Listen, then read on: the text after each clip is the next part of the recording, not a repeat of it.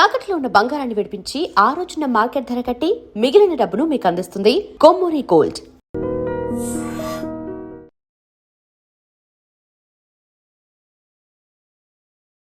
I dream ప్రేక్షకులకు నమస్కారం. నేను ఉదయశ్రీ. ఇవాళ మనతో పాటు అడ్వకేట్ జిఎం రావు గారు ఉన్నారు.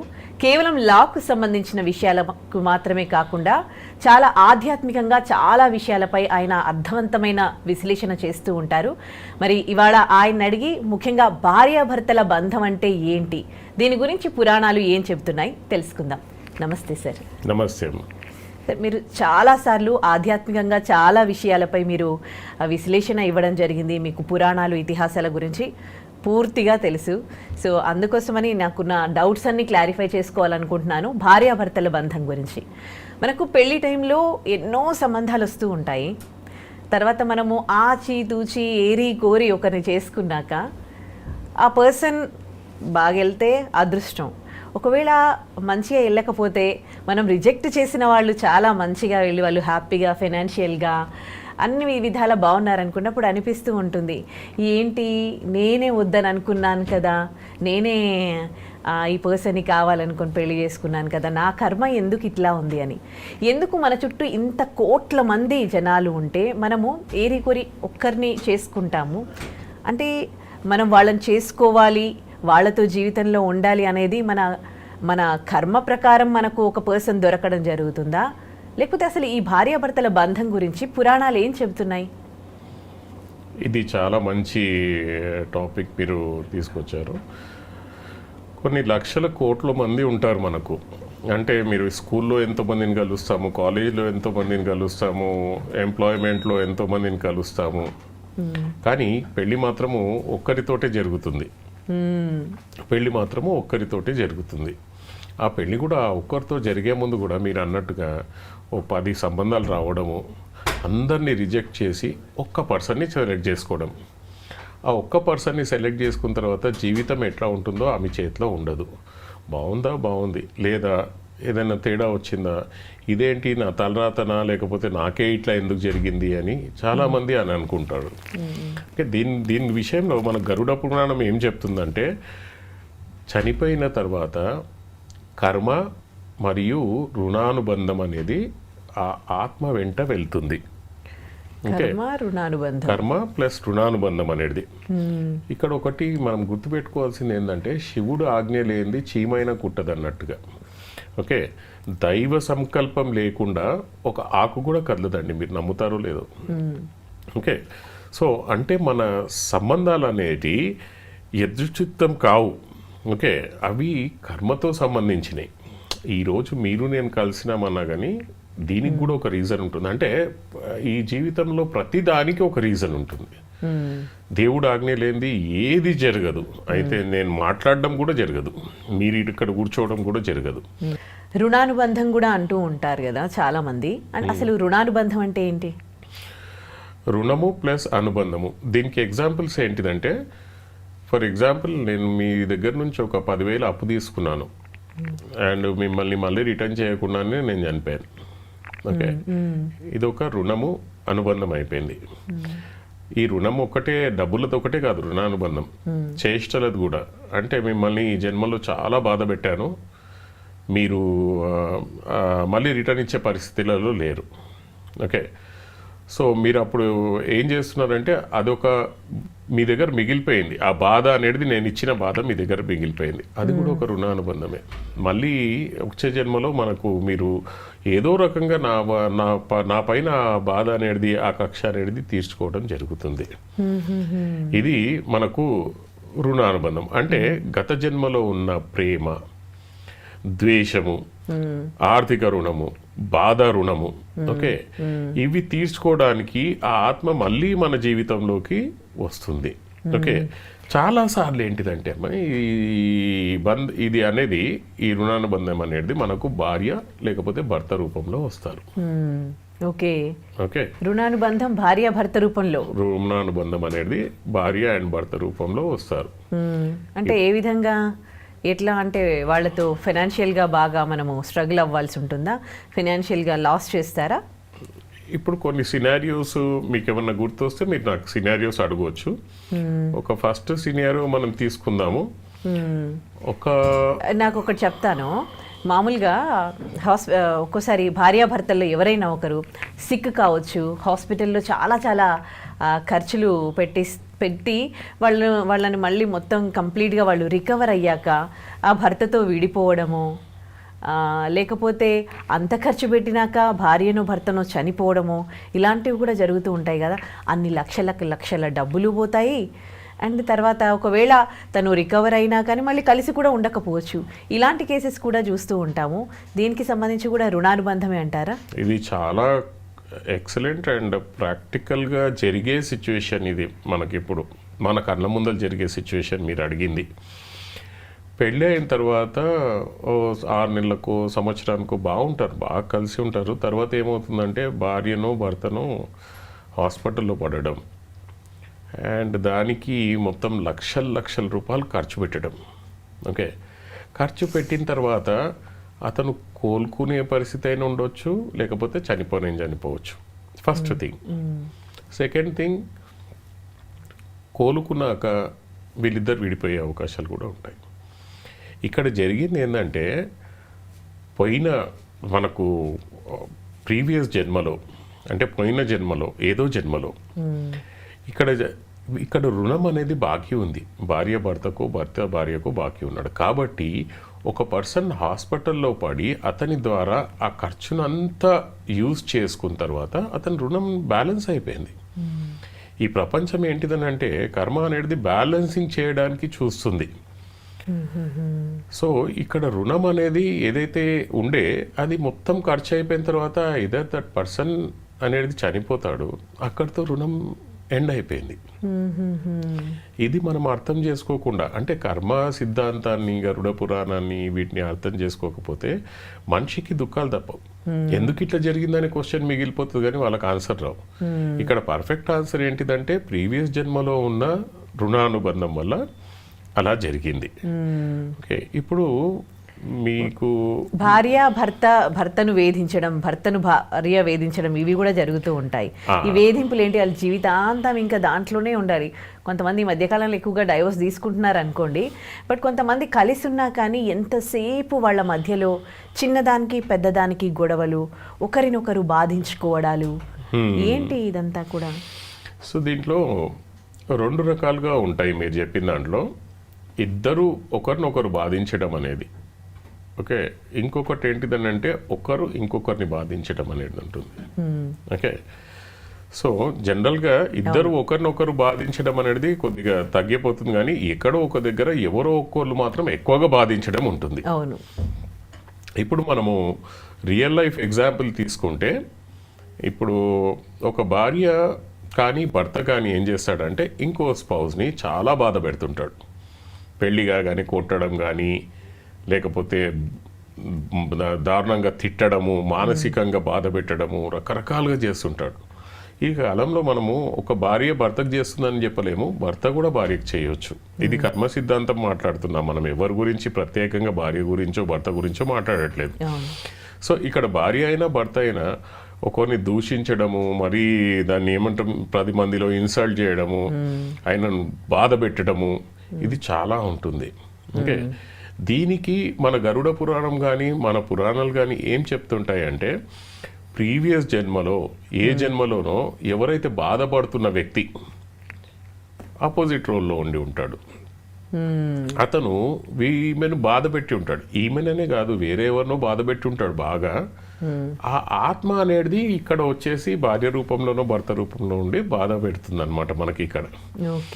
సో ఇక్కడ మనకు తెలుసుకోవాల్సింది ఒకటి ఏంటిదనంటే, ఆధ్యాత్మికంగా మనకు కొద్దిగా నాలెడ్జ్ ఉందనుకోండి, ఇది నా కర్మ తగ్గిపోతుంది అని చెప్పి అతను ఆ కర్మను కంప్లీట్ చేసుకుంటూ పోయాడు అనుకోండి, అతను పోయిన జన్మలో he made her to suffer, నా ఈ జన్మలో ఇతను కంప్లీట్ గా సఫర్ కావాల్సిందే అని చెప్పి, అండ్ తప్పించుకోలేమండి సఫర్ కావడం అనేది.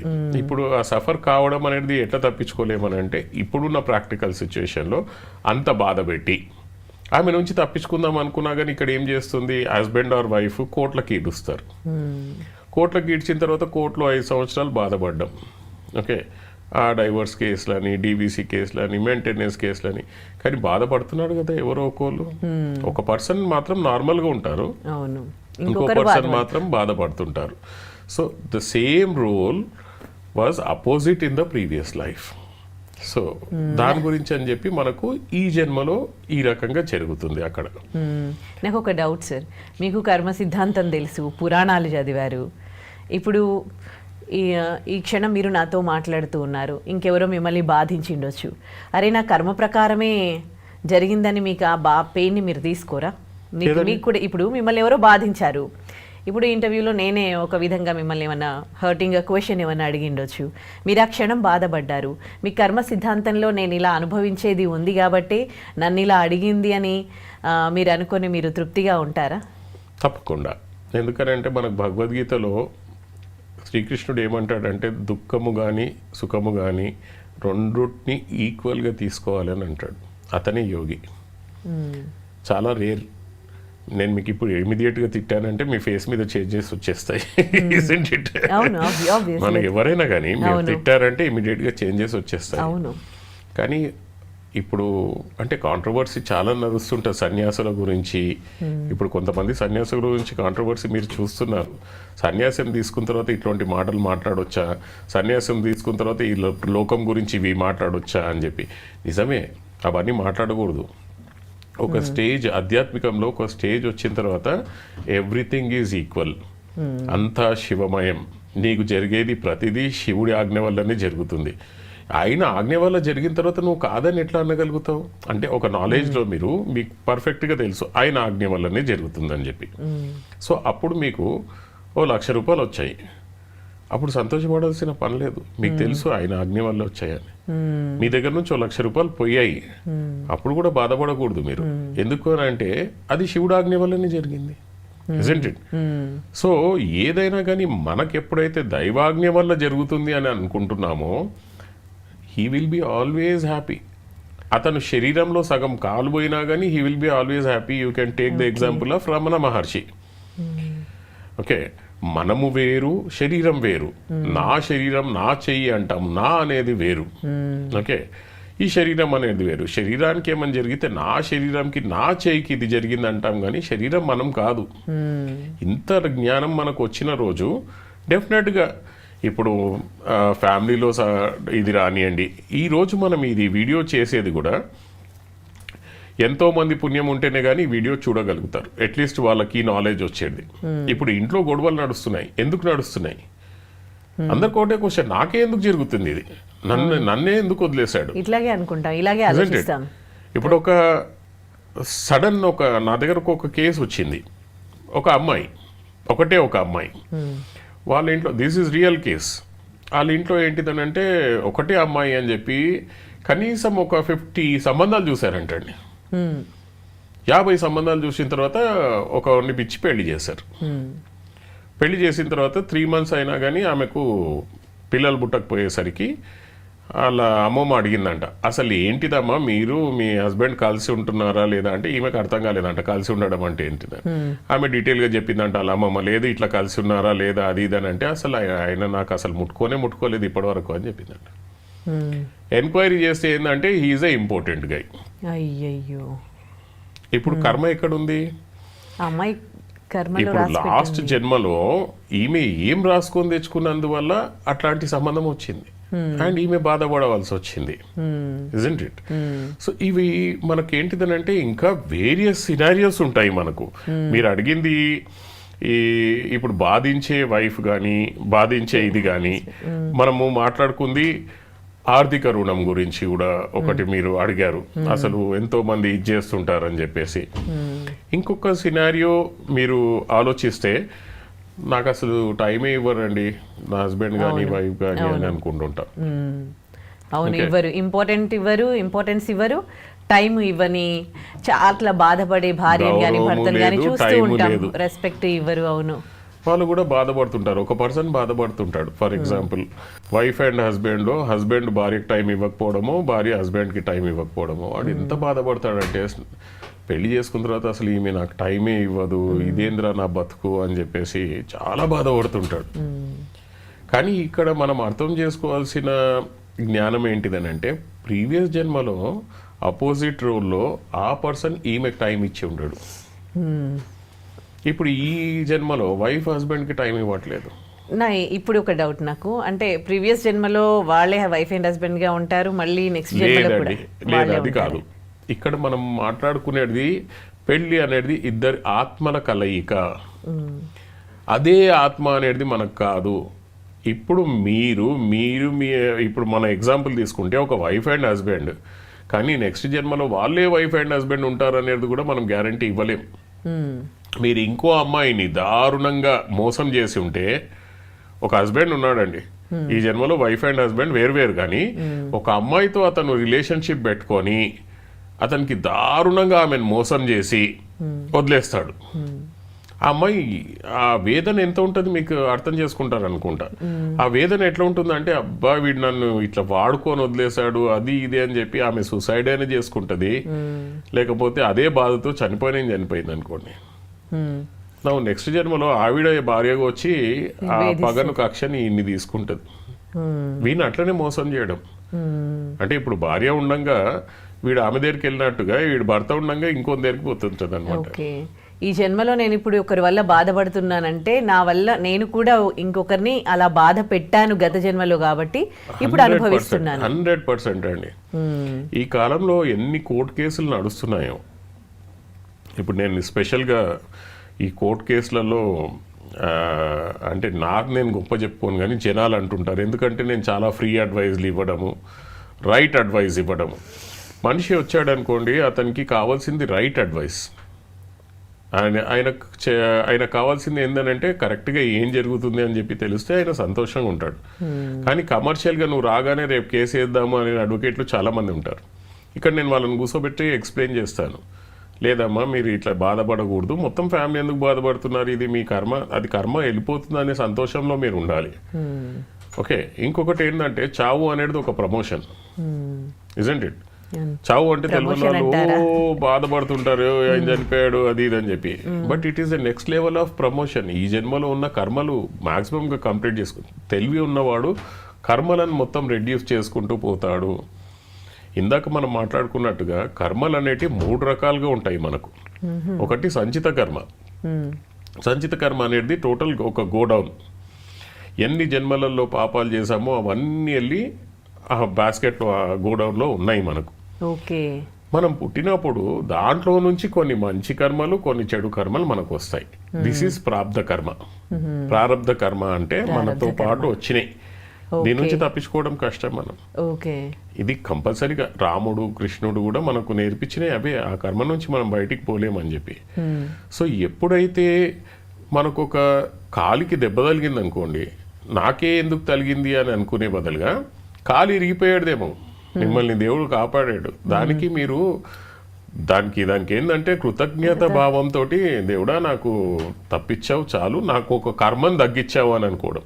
ఓకే, మనం ప్రతిసారి బాధపడ్డప్పుడేలా బాధపడకుండా ఒక సంతోషానికి కన్వర్ట్ చేసుకొని దేవుడికి చెప్పడం ఏంటంటే, నాకు ఈ రూపంలో నువ్వు కర్మను తీసేస్తున్నావు, థ్యాంక్ యూ అని చెప్పుకోవడంలో మన వివేకత్వం, మన ఆలోచన అనేది, మన జీవితం అనేది మార్చేస్తుంది. అంటే మనం చూసే విధానంలో ఉంది. నేనే బాధపడుతున్నాను, దారిద్ర్యం అంటారు. ఓకే, అవును, కొంతమంది చాలా దారిద్ర్యంలో బతుకుతూ ఉంటారు. వాళ్ళు పుట్టినప్పటి నుంచి చిన్నప్పుడు ఒకలాంటి కష్టాలు, అదేంది పెళ్లి చేసుకున్నాక భర్తతో కష్టాలు, పిల్లలు పెద్దగయ్యాక పిల్లలు కొడుకు కొడుకు కొడుకు అని అనుకుంటే కొడుకుతో కష్టాలు, కోడలితో కష్టాలు. ఆ తర్వాత నేను చూసిన ఒక పర్సన్ అనమాట, అసలు ఆవిడ పుట్టినప్పటి నుంచి ఏం సంతోషంగా ఉందో నాకు తెలియదు. అంటే ఆవిడ కూడా చెప్తూ ఉంటుంది, చిన్నప్పుడు దరిద్రంలో బతికిరు అనమాట వాళ్ళు. ఆ తర్వాత పెళ్ళైనాక భర్త తాగుబోతు, ఆ తర్వాత ఇద్దరు పెళ్ళి కష్టం మీద తాగుబోతు భర్తతో పెళ్ళిళ్ళు చేసింది పిల్లలవి. తర్వాత కొడుకుకు వచ్చిన భార్య మహామూర్ఖురాలన్నమాట, తనతో కూడా హ్యాపీగా లేదు. ఆ తర్వాత తన కన్న తండ్రికి కూడా అన్ని సపర్యలు, లాస్ట్లో ఆయన సిక్ అవ్వడము, ఆయనకు చేయడము, తన భర్తకి చేయడము, ఇప్పటికీ కూడా స్టిల్ అదే దరిద్రంలో ఆవిడ బతుకుతూ ఉందన్నమాట. ఆవిడ చూస్తే అసలు ఎంత జాలేస్తుందో తెలిసిన వాళ్ళే అనమాట. చాలా చాలా అసలు ఏంటి ఈమె కర్మ ఇట్లా ఉంది అని అనిపిస్తుంది. పాపం అనేది ఇన్ని బాధ రూపంలో రావచ్చు, పాపం అనేది మనకు పేదరికం రూపంలో రావచ్చు, పాపం అనేది రోగం రూపంలో రావచ్చు. సో ఇది ఒక తెలివైన పర్సన్ అయితే ఇది నేను చేసుకున్న పాపమే నేను ఇప్పుడు అనుభవిస్తున్నాను అనుకోవాలి. కానీ కొంతమంది ఏంటిదంటే ఇవన్నీ ఏమి తెలియకుండా నాకే ఇంత నేను బాధపరిస్తున్నాను అని చెప్పి వెళ్ళి సూసైడ్ చేసుకోవడం. అంటే ఇక్కడ సూసైడ్ చేసుకోవడం వల్ల ఆ పర్సన్ ఏదో తప్పించుకుంటున్నాడు అనుకుంటారు, కానీ తప్పించుకునే క్వశ్చనే లేదండి. మన గరుడ పురాణం ప్రకారంగా అలా తప్పించుకునే క్వశ్చనే లేదు. మళ్ళీ ఆ జీవం అనేది గాల్లో ఏలాడి అతని టైం వచ్చిన తర్వాత మళ్ళీ రూపం తీసుకొని శరీరం తీసుకొని మళ్ళీ ఆ కష్టాలు తప్పకుండా అనుభవించాల్సిందే. There is no going back. Okay, నేను మీకు 50,000 ఇవ్వాలి, వచ్చే జన్మలో అయినా కానీ మీకు ఏదో ఒక రూపంలో నేను ఇవ్వాల్సిందే. Okay, no going back. ఈ జన్మలో నేను 50,000 అడుగుతున్నాను అని చెప్పి నేను ఉరేసుకొని చచ్చిపోతా అంటే మళ్ళీ వచ్చే జన్మలో నేను గ్యారంటీగా పుట్టి మీ 50,000 కంపల్సరీగా ఏదో రకంగా తీర్చాల్సిందే. ఆ రుణం ఉండిపోతుంది. దాన్ని ఇంకా మనం అన్నారు కదా, ఆ రుణానుబంధం నుంచి మనం తప్పించుకోలేము. సార్ మరి ఇప్పుడు ఒక పర్సన్ సూసైడ్ చేసుకుంటున్నాడు అనంటే ఆయన అంత వీక్ గా ఉన్నాడు అనంటే ఆయన కర్మ సిద్ధాంతం ప్రకారమే ఆ పర్సన్ వీక్ గా ఉన్నాడు కదా, వీక్ గా ఉండడం వల్లే సూసైడ్ చేసుకుంటాడు కదా. ఈ సూసైడ్ చేసుకోవడం అనేది కర్మ అనేది కుదరదండి. బికాజ్ ఈ సూసైడ్ అనేది పెద్ద తప్పు ఫస్ట్ ఆఫ్ ఆల్. అండ్ రెండోది ఏంటిదంటే it is on his will power. Okay, ఆయన తలుచుకొని చేసుకునేది. దేవుడు మనల్ని పప్పెట్గా పుట్టించలేదు. కొన్ని డిసిషన్స్ మనం తీసుకుంటాం, తప్పు చేస్తామా రైట్ చేస్తామా అనేది మన చేతిలో ఉంటుంది. దేవుడు చేయించాడు మళ్ళీ అది. మీకు తెలుసు మైండ్ స్ట్రాంగ్ మైండ్ అనేది మనది, అది దేవుడు పుట్టించింది కాదంటారా? లేదు, కొన్ని డిసిషన్స్ మన మీద వదిలేస్తాడు దేవుడు. అంటే ఎప్పుడు మనం మంచి చేయాలా చెడు చేయాలా రెండు మనకు ఒక థాట్ వస్తుంది. ఒక్క సెకండ్లో మీరు ఆలోచిస్తే మీరు ఒకటి ఇమీడియట్గా నా పైన హార్ష్గా రియాక్ట్ అయ్యారు. నేను 2 రకాలుగా రియాక్ట్ అవ్వచ్చు. నేను మిమ్మల్ని తిట్టొచ్చు, కొట్టొచ్చు, లేదా కామ్గా ఉండొచ్చు. దానికి తీసుకునేది ఒక సెకండ్ డిసిషన్. నేను ఎట్లా రియాక్ట్ అవ్వాలనేది డిసిషన్. ఇప్పుడు ఒక ఎగ్జాంపుల్ తీసుకుంటే శ్రీకృష్ణుడు దుర్యోధనునికి అర్జునునికి వెళ్ళి మీరు తప్పు చేస్తున్నారు అని అంటే నేను ఎట్లా మారాలి అని చెప్పి అర్జునుడు అడిగితే ఇలా మారవచ్చు అని చెప్పాడు. కానీ దుర్యోధను ఏమన్నాడు, నేను మారను, ఇలాగే ఉంటాను అన్నాడు. సో అట్లాంటి వాళ్ళని ఏం చేయలేం మనం. సో ఈ సూసైడ్ టెండెన్సీ అనేది మాత్రము కర్మ సిద్ధాంతం ప్రకారం కాదండి. వాళ్ళ విల్ పవర్, వాళ్ళు ఓన్గా చావాలనుకోవడం. అయినా కానీ వాళ్ళంతటా వాళ్ళు చచ్చిన తర్వాత అంత ఈజీగా వాళ్ళకి నెక్స్ట్ శరీరం దొరకదు. చాలా యాతనలు పడిన తర్వాత మళ్ళీ శరీరం వచ్చి మళ్ళీ ఆ కర్మను తప్పకుండా అనుభవించవలసిందే. అంటే ఏం చెప్తుంది ఈ సూసైడ్ కి సంబంధించి? మరి సూసైడ్ టెండెన్సీ అనేది ఎందుకు ఉంటుంది వాళ్ళ ఫ్యామిలీ హిస్టరీలో ఒకవేళ అలా కాకపోతే? ఈ సూసైడ్ టెండెన్సీ అనేది ఎందుకు వస్తుందని అంటే వాళ్ళ చేసుకున్న కర్మలు అండ్ వాళ్ళు అనుభవించబోయే బాధల గురించి. కానీ సూసైడ్ చేసుకోవాలా వద్దా అనేది వీళ్ళ డిసిషన్ ఉంటుంది. అది దేవుడు రాసిన కర్మ వల్ల కాదు. ఒక ఎగ్జాంపుల్ తీసుకుందాం, ఇక్కడ అందరికీ తెలిసింది. ఆవిడ పేరేంటి, అంబాలిక. వీళ్ళు ఉంటారు, అంబాలిక. ఓకే, భీష్ముడు ముగ్గురిని తీసుకొస్తే ఒక పర్సన్ ఏంటిదని అంటే తను వదిలేస్తాడు. ఇంకో పర్సన్ని ఆయన లవ్ చేస్తుందని అంటే ఈమె వదిలేస్తాడు. అతను కూడా నా దగ్గరికి ఇప్పుడు ఎందుకు వస్తున్నావు, అతను ఎత్తుకపోయిన తర్వాత నాకు అవసరం లేదంటే ఆవిడ విల్ పవర్ తోటి తపస్సు చేసి చనిపోయి శిఖండిగా అవతారం ఎత్తింది. ఇది అందరికి తెలిసిందే కదా రీఇన్కార్నేషన్ గురించి. Isn't it? సో అక్కడ ఏం పని చేసింది? కర్మనే పని చేసింది. ఆమె ద్వేషమే పని చేసింది. ఆమె భీష్ముని చంపాలనే ఉద్దేశంతోటే పుట్టింది. అంటే ఆ కక్ష, ఆ ద్వేషము తనలో పెట్టుకొని ఆవిడ నెక్స్ట్ జన్మలో శిఖండిగా పుట్టి భీష్మునికి మరణానికి కారణం జరిగింది. ఓకే, ఇది ఈ రకంగా సీక్వెన్స్ లో మనకు ఈ రుణానుబంధం కానివ్వండి, లేకపోతే మన బాధలు ఇవన్నీ వస్తాయి. దీంట్లో ఇంకొక మంచి సినారియో ఒకటి నాకు గుర్తొస్తుంది. సంపాదించే భార్య, ఆధారపడే భర్త. అవును, ఓకే, ఈ కాలంలో జరిగేది. ఒక్కొక్కసారి సంపాదించే భార్య, ఆధారపడే భర్త. సో దీంట్లో ఏమవుతుందంటే భార్య సంపాదిస్తుంటది, హస్బెండ్ ఇంట్లో కూర్చొని తింటుంటాడు. చాలా ఉన్నాయండి ఇట్లాంటి కేసెస్ ఇప్పుడు చూస్తుంటే. సో పాపము అక్కడ అనుకుంటారు ఎందుకు ఇట్లా జరుగుతుందని చెప్పి. పోయిన జన్మలో ఏదో ఒక జన్మలో భర్తది ఆధిపత్యం చాలా ఉండి ఉంటది ఫైనాన్షియల్ గా. అంటే ఏది ఖర్చు పెట్టాలన్నా కానీ నా దగ్గరికి ఎంచి తీసుకోవాలని, హీఈస్ ద అర్నింగ్ పర్సన్ అప్పుడు. సో ఇప్పుడు అతను దాన్ని రియలైజ్ అవ్వాలి ఎట్లా ఉంటుంది పరిస్థితి ఆ ప్లేస్ లో ఉంటే అని. దీనివల్ల ఒక లెసన్ నేర్చుకుంటే మాత్రము ఆ కర్మ అనేది ఎట్లాగో బ్యాలెన్స్ అవుతుంది. కానీ లెసన్ నేర్చుకుంటే మాత్రం ఇట్లాంటి తప్పులు మళ్ళీ చేయకుండా ఉంటారనమాట మనుషులు. ఓకే, ఇంకోటి మనకు వచ్చేసేసరికి దీని గురించి కొన్ని పురాణాల కథలు కూడా ఉంటాయి మనకు. ఏం చెప్తున్నాయి? ఇప్పుడు సావిత్రి కథ ఉంటుంది మనకు పురాణాలలో. ఆ సావిత్రి ఏం చేసిందంటే యమధర్మరాజు వాళ్ళ హస్బెండ్ ప్రాణాలను తీసుకెళ్తుంటే కూడా యమధర్మరాజుతో పోట్లాడి ఆ ప్రాణాలను వెనుక తెచ్చుకున్న స్టోరీ మన దగ్గర ఉంది. It is not a story, it is the fact. Okay, ఇదేంటిదంటే ఇది గత జన్మలో చేసుకున్న పుణ్యమైన బంధం, పుణ్యబంధం కాబట్టి అలా జరిగింది. ఇంకోటి మనం చూసుకుంటే శివపార్వతులలో శివుడి వైఫ్ సతీదేవి ఒక జన్మలో చనిపోతుంది, మళ్ళీ పార్వతిగా తనే ఆవిర్భవించి మళ్ళీ మళ్ళీ శివుణ్ణే చేరుతుంది. ఇదేంటిదంటే శాశ్వత రుణానుబంధానికి ఒక మంచి ఉదాహరణ. ఇంకోటి చూస్తే మీరు నలదమయంతులు అని చెప్పేసి ఉంటారు, ఈ స్టోరీ విని ఉంటారు. నలుడు ఒక రాజు, దమయంతి అతని భార్య.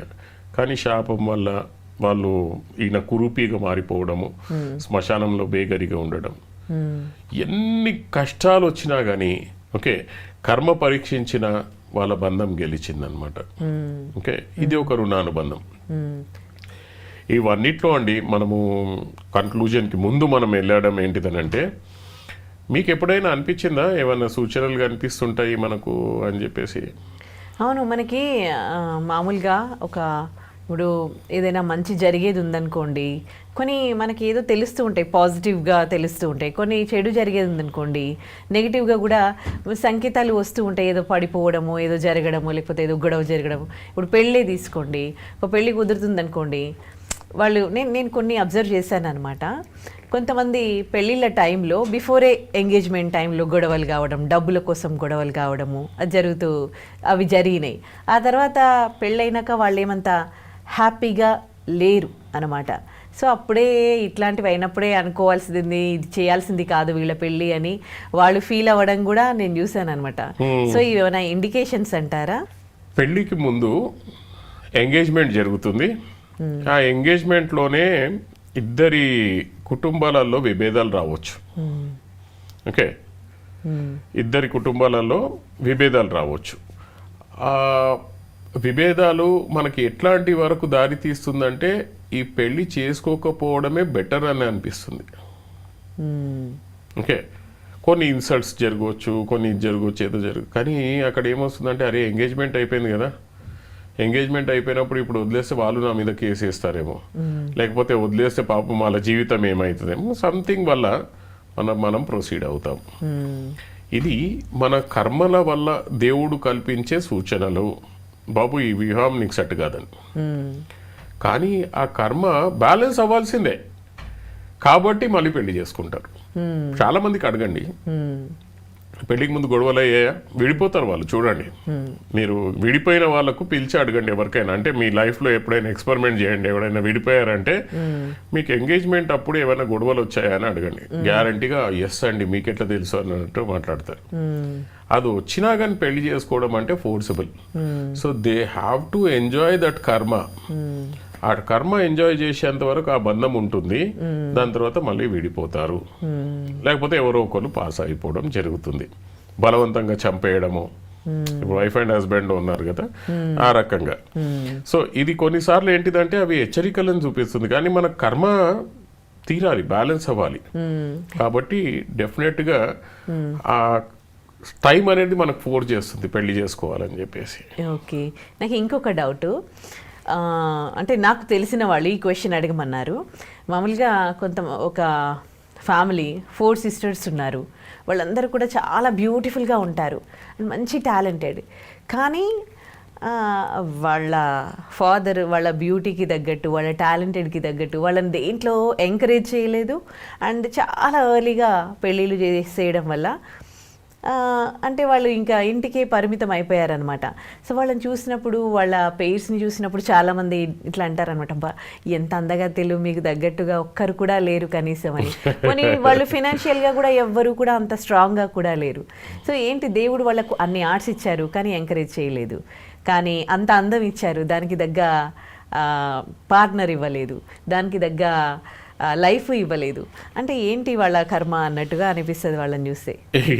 ఇప్పుడు మీరు కరెక్ట్గా ఇవన్నిటి మనం సీక్వెన్స్ అరేంజ్ చేసుకుంటే, ఈ అందంగా ఎవరైతే ఉన్నారో వీళ్ళు అదే పని వేరే అందంగా ఉన్న వాళ్ళకు, అంటే వీళ్ళకు పుట్టిన వాళ్ళు ప్రీవియస్ జన్మలో ఎక్కడో ఇదే ట్రీట్మెంట్ చేసి ఉంటారు. ఓకే, వీళ్ళు కూడా అదే ట్రీట్మెంట్ చేసి ఉంటారు. కాబట్టి ఈ జన్మలో అనేది డెఫినెట్గా వాళ్ళకు ప్రతి దానికండి మనం ఒక ఇది చూస్తే, ఇప్పుడు ఇవన్నిట్లో నుంచి మనం ఒక్కటి మిస్ అయ్యాము. అదేంటిదనంటే successful marriage. Okay, successful marriage అని అంటే డబ్బు కాదు. ఓకే, మనం ఫోటోలు దిగడం కాదు, సోషల్ పోస్టులు కాదు, పెద్ద బిల్డింగ్లు ఉండడం కాదు, కారు ఉండడం కాదు, ఏముండడం కాదు. పరస్పర ఎదుగుదల, పరస్పర గౌరవము, పరస్పరంగా కర్మను బ్యాలెన్స్ చేసుకుంటూ పోవడము. ఇది ఎవరు అని అంటే చాలా పెద్ద యోగిక్ టైప్ ఆఫ్ ఫ్యామిలీస్ ఉంటాయి కొన్ని. వాళ్ళు ఏంటిదనంటే ఇవన్నిటిని అర్థం చేసుకొని కర్మ అనుసారంగా నడుచుకుంటుంటారు. మీరు ఇప్పుడు కూడా మన ఈ జన్మలో కూడా కొంతమంది ఉన్నారు, బాధపడుతూ కూడా అనుభవిస్తూనే ఉంటారు. మీకు ఒకటి తెలుసో లేదో అండి, నేను చిన్నప్పుడు ఒక ఫ్యామిలీని చూశాను, ఇది రియల్గా నా ముందర జరిగింది. ఆ ఫ్యామిలీలో ఏంటిదనంటే వాడి హస్బెండ్ ఒక psycho. Is a great artist, ఈ వాజ్ ఎ గ్రేట్ ఆర్టిస్ట్. అతను అసలు ఆర్ట్ వేస్తే అసలు అందరు ఇదైపోయేది. ఆడ ఒక పెద్ద సైకో. వాడు ఎట్లా అంటే భార్యకు ఎప్పుడైనా కోపం వస్తే చెవు కొరికేసేవాడు.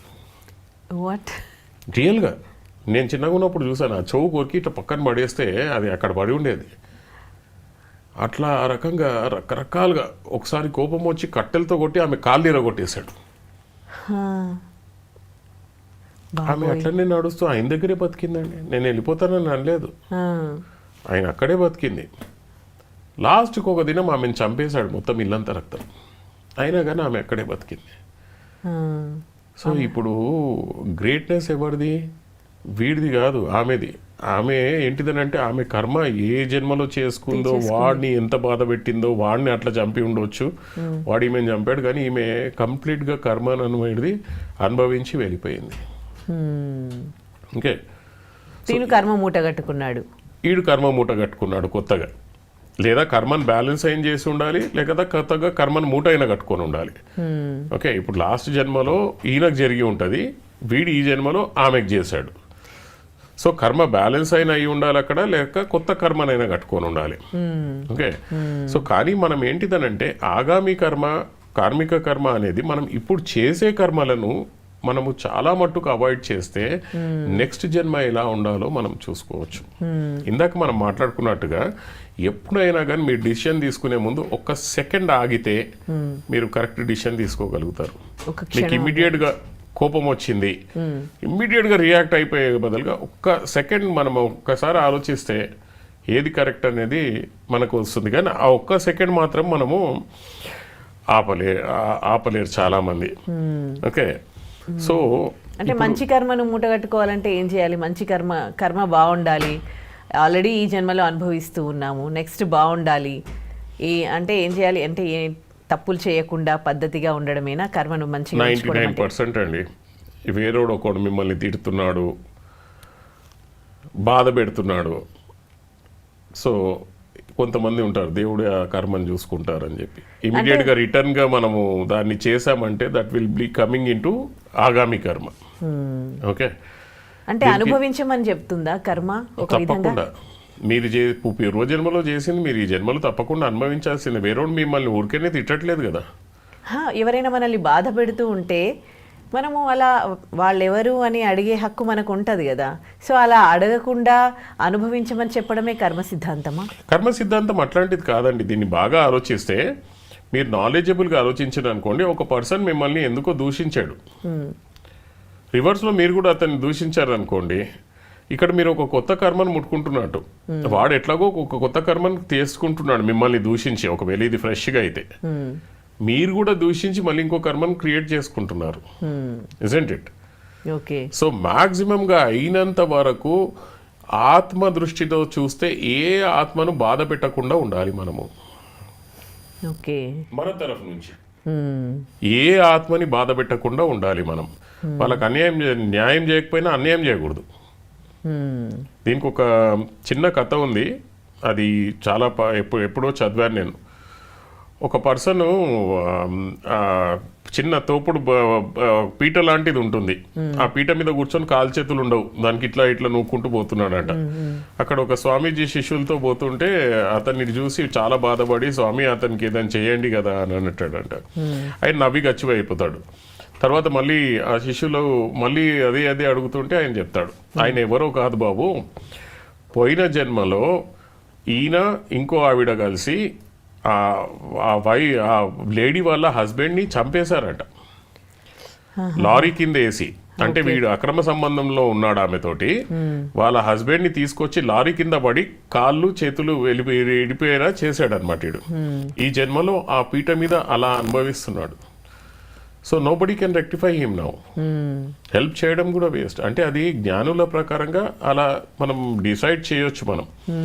ఇప్పుడు ఒక పర్సన్ ఇప్పుడు ఈ రకంగా మీరు ఫేమ్గా ఇప్పుడు ఇది ఉన్నారు అని అంటే దట్ ఈస్ యువర్ పుణ్యము, మనం చేసుకున్న పుణ్యము, మనం చేసుకున్న పాపము. దానివల్ల మనం బాధలు అనుభవిస్తాం, లేకపోతే రోగం అనుభవిస్తాము.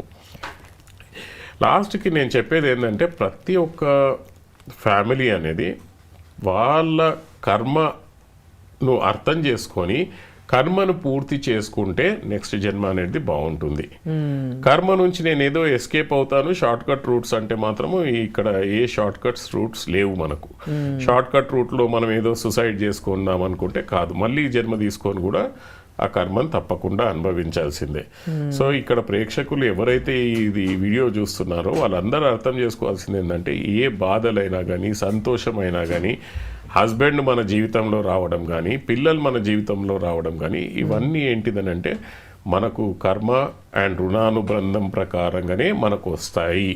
మధ్యలో వచ్చేపోయే వాళ్ళు కూడా మన కర్మ అండ్ రుణానుబంధమే వచ్చి మనల్ని తిట్టిపోవడమో, మనకు డబ్బులు ఇచ్చిపోవడమో, లేకపోతే మన దగ్గరికి డబ్బులు తీసుకొని పోవడమో, ఇవన్నీ జరిగేటి కర్మ అండ్ రుణానుబంధం ప్రకారంగానే జరుగుతుంటాయి. చాలా మంచిగా విశ్లేషించారండి. Thank you so much. Thank you. నిజంగా ప్రస్తుతం ఉన్నటువంటి సమాజం దేనికి ప్రయారిటీ ఇస్తుంది? ఆర్థిక సంబంధాల చుట్టూ మాత్రమే తిరుగుతుంది. మళ్ళీ ఎన్నికలంగానే చాలా విరక్తి కలుగుతాను. మంచి అనిపిస్తుంది కదా, లేడీస్ కూడా ఛాలెంజింగ్ జాబ్స్ చేసినప్పుడు చాలా బాగుంటుంది.